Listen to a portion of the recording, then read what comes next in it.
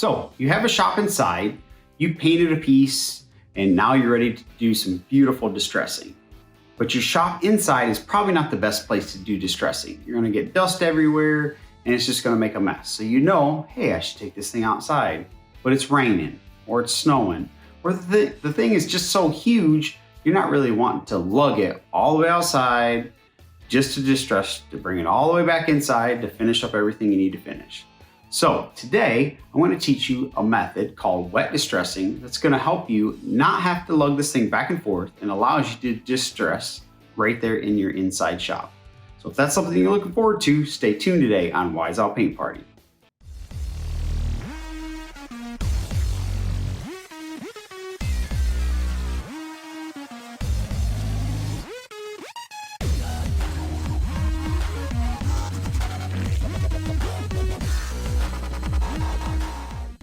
Welcome to the party. I'm Mark DeReamer of Refurbished Gentleman and your creative director for Wise Owl Paint. And today, like you saw in the intro, we're going to be working on wet distressing. So to start, what will you need to do wet distressing? I always have a mister bottle handy. The big thing is a mister, so you have that kind of misted spray so you're not getting big droplets everywhere, and we'll go over why here in a second. I have some 800 wet or dry sanding paper. I always have some blue shop towels handy, and then a lint-free microfiber cloth. And those are kind of the basics. We're gonna go through two different ways you can do this with the stuff that I just mentioned. And it's gonna get you the result that we have here. I painted this dresser for my daughter in bone, and she asked to have some distressing done. And the dresser itself actually had a faux wood, kind of a dark gray wood look to it. And I knew I wouldn't want to distress down through that, so I wanted to keep just that dark gray wood looking color peeking through. And that's another great reason to use wet distressing. If you know you want to keep the wood finish that you currently have and not distress through the finish, this is another great way just to distress through the paint, but not the finish of the wood. So if you have a dark color wood and that's what you want to peek through, if you distress with sandpaper, you're gonna sand through the dark wood and down to the bare wood, and it's gonna show a light colored wood instead of that dark colored wood that you wanted. So another great reason to use wet distressing. So whether you're inside and your shop's inside and you can't take your piece outside to distress, or if you're just trying to keep that wood finish the color it is, this is a great way to go.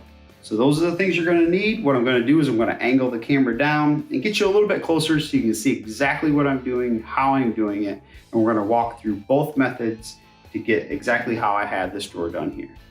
All right, so we got you all zoomed in, and this is the before, and you can kind of see the after over here. It's really beautiful.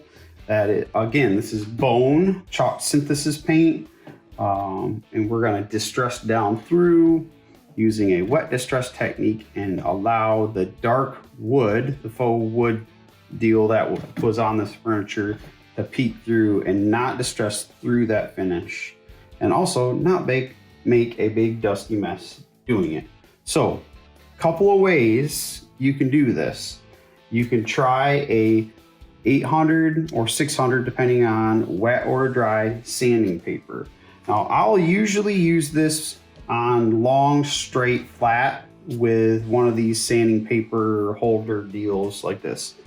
And what I'll do is I'll just kind of spritz my sandpaper just like this, just kind of rub it in there real good, get it good and wet like that, right? Make sure I have a shop towel handy to wipe up as we're going, and then I'm going to just sand along the long edges. And this is just a way to quickly go over. You can see how easy that was. Look at that. And you just take your towel and wipe back the excess wet and or whatever. And there you have it. You just want to be really careful you don't push too hard. Even at 800 grit, you could still distress through your wood finish if that's something you're trying not to do. You just have to be real gentle with it. And with it being wet, it's going to pull back the paint.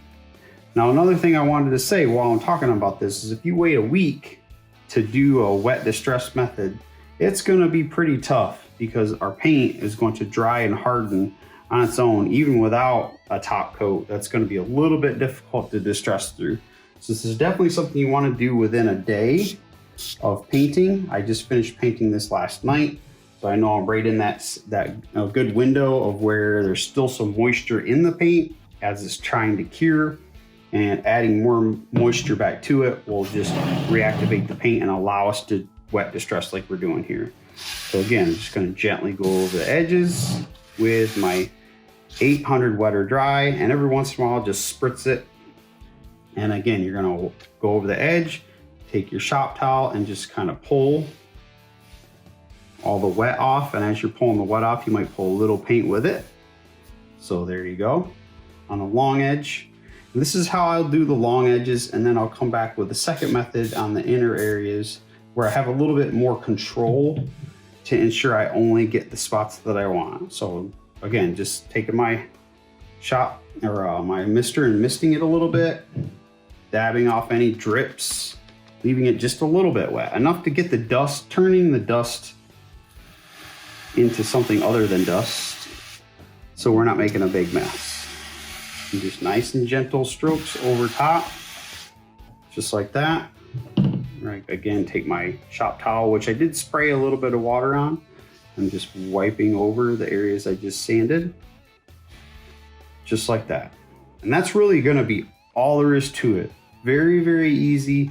The biggest thing, like I said, is that you don't push too hard when you're using the sanding 800, either 600 or 800 wet or dry sandpaper. You don't want to push too hard, because you will still push through that top coat or the finish of the wood.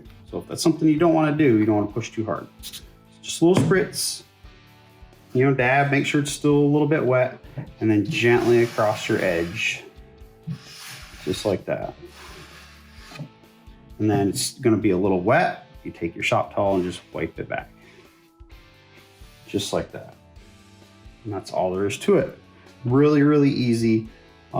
That's just a method I found that works really well for long, flat areas, where if you're using the next method, it's a little bit more, it's just a little bit more difficult on how to do it. So our next method is actually using a lint-free microfiber cloth. And this is where maybe you want to get a little bit more exact. So I want to get this edge, but not the rounded edge. I just want to get the hard edge down in the inside. So what I'm going to do is take my microfiber cloth, and I'm going to spritz just this little corner. You can see where a little bit's already wet. Just get it a little bit damp, and I'm just going to rub my finger along this edge, and you'll see the paint starts to pull. And it's going to take a little bit more work than obviously the sandpaper will. So you might have to go back and forth a little bit to get it just so. But this gets you a more exact spot when you're not doing a long flat area. If you're just doing this little area, I don't want the rounded edge down there. I just want the flat or the cornered edge. So I have my finger buried into the microfiber lint-free cloth, and I'm pushing my finger just along that one edge like that. And then every once in a while, I'm going to take my mister, I'm going to mist it, keep it wet. And if it gets caked on with paint, you can either rub it in like this or go on to another area, whatever you want to do. And you're just going to continue to rub. And again, it's going to take a little bit more rubbing than obviously the sandpaper would. But it just allows you to have more control over exactly where you're touching. Because if I try to use this big guy and get that teeny tiny little edge, it's more likely I'm going to hit spots I didn't want to hit. And then you just repeat this process all the way throughout. And then if you wanted to, you want to go back out here. So for this, it's kind of a faux wood. So it actually has like a faux wood grain. So I'm going to go around this rounded edge a little bit more, just to allow a little bit of that grain to show just a little bit more, but only in the certain spots. Like I know, okay, this spot over here, I need to get a little bit more like that. Or in the corner, I need to go a little bit more. Where I need more exact control is where I would use this microfiber cloth. So I'll just continue this method all the way around. Let me turn this back around this way. And again, we're going to take it along the long edge, gently rub our finger, reactivating the paint a little bit with the water, allowing us to pull it off. And again, you don't want to wait for 4 or 5 days after you've painted to do this. You want to do it within a day, maybe 2, to ensure that the water will truly reactivate the paint, because once it starts to cure, it's going to harden pretty good, and you're probably going to need sandpaper to get it off. So this is all there is to it. Wet sanding is very easy. It's a technique I've used a lot over the years, and especially in places where, I was living in Illinois and it was snowing outside, 5 degrees. You weren't necessarily going to want to lug a piece out to the porch to do any distressing. So you need to find a new way, a better way to do it. And this is just another option. I personally would rather take some sandpaper to it and sand and do all my, that's just how I've always done my distressing. But when I moved to Illinois, I had to teach myself other ways, other methods to do things where I wasn't able to take my pieces outside. I would take mine out, distress it on the porch here in Florida, and then take the leaf blower to it and blow all the dust out into the yard somewhere. But in Illinois, in December, that was not an option. I'm sure there's plenty of you out there that are having the same issue right about now, this time of year. And there you have it. How cool is that? And you'll see some discoloration from the water when it hits the paint. That'll dry and the paint will go back to its natural color. Same thing happened over here. It's just the water on top of we're adding to the paint, darkened it up a little bit. All of that will dry and go right back to the original bone color. So that's it. You just kind of take your finger and go around and figure out exactly what you want. And if you have a long flat edge, you can use the 800 wet or dry sanding paper, spritz, make sure it's a little bit wet, go along the edge, or your microfiber lint-free cloth for more exact control. And so those are 2 great ways to do wet distressing. So whether you're painting in a shop inside and you can't take the piece outside to distress, or you're trying to maintain that wood colored finish, wet distressing is a great way to go. And pair that with Wise-Owl paint. It's a great finish, turns out beautiful. I can't wait to share this finish and these pieces of my daughter's furniture with all of you very, very soon. So stay tuned for that. And if you're looking for Wise-Owl paint or products, be sure to find your local retailer near you. I'll have links below in the description to tell you how to find the one nearest you. And as always, happy painting.